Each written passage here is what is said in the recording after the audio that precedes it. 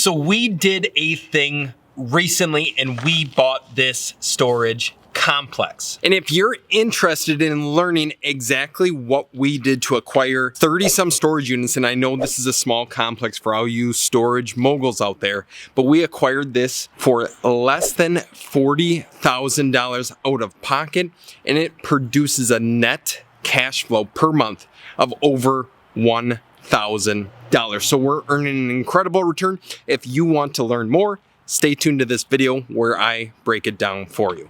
So this complex in particular, we negotiated some incredible seller finance terms. And for those of you not familiar with seller financing or land contracts, what it means is the owner has the property paid off and they agree to finance it for us. So they're acting as a bank. We provide them a down payment, we provide them monthly payments, and in return, they might earn interest on their money, or they're able to sell the property for a top tier price, which is what the owner decided to do in this particular case. But this is technically the third storage facility that we've purchased in the last 9 to 12 months.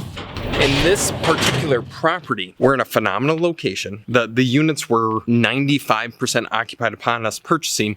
We bumped the rents, we cleaned up the weeds in the facility. Like as you can see here, I killed all the weeds around here. It is turning out to be a pretty phenomenal investment. And ideally in the future, like maybe this property right here, maybe we end up negotiating with that particular owner and building some more storage units.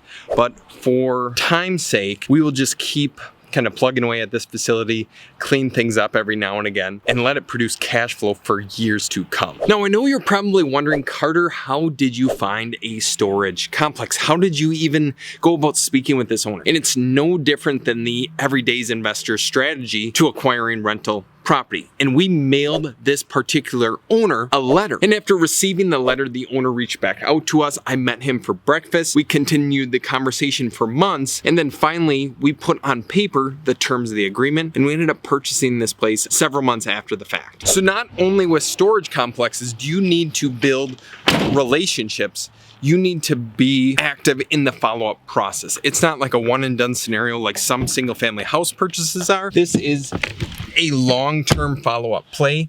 And if you're not able to stick with it and almost be sincere, be yourself with these owners, you're not going to get those deals. Like Joe, the particular owner of this property, extremely nice guy. I really enjoy having a conversation with him, but he just wanted to get out of the storage game, and we capitalized on that opportunity. So I forgot to record the rest of the video on the storage units, but we are in another property that we bought in Wausau. Look at this.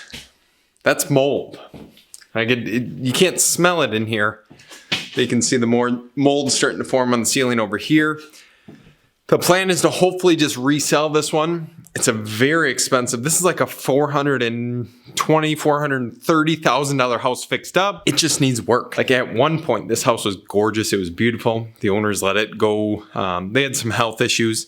So it is what it is on that side. Yeah, it's just distressed now. The kitchen, it's kind of an interesting place. So our plan with this one is to offer it to some other investors who will hopefully be interested in flipping this place. In the preliminary numbers, we're trying to sell it for $220, $225-ish. If someone sticks in about 100 grand to the place, I think they would sell it easily for $430,000.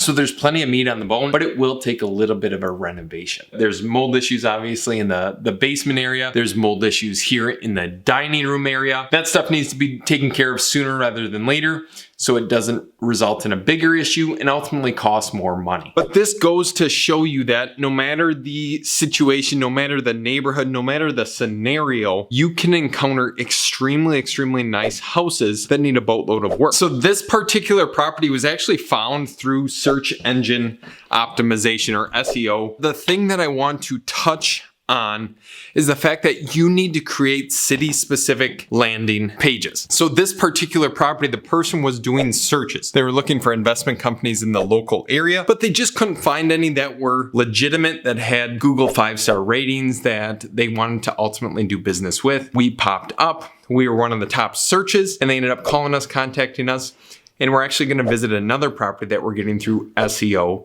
searches. Unfortunately, I forgot to hit the record button or even record video when I was at the other property, but I'll pop some photos up on the screen. So I've actually never seen the interior of this one. I just went off the owner's photos and we have it under contract, and I think we should make $20,000 to $25,000 on the resale on that particular property. So fingers crossed that everything goes well. If you guys want to see something specifically in the next video, just drop a comment down below. Appreciate you subscribing and liking the video. It helps grow this channel. I will see you in the next one.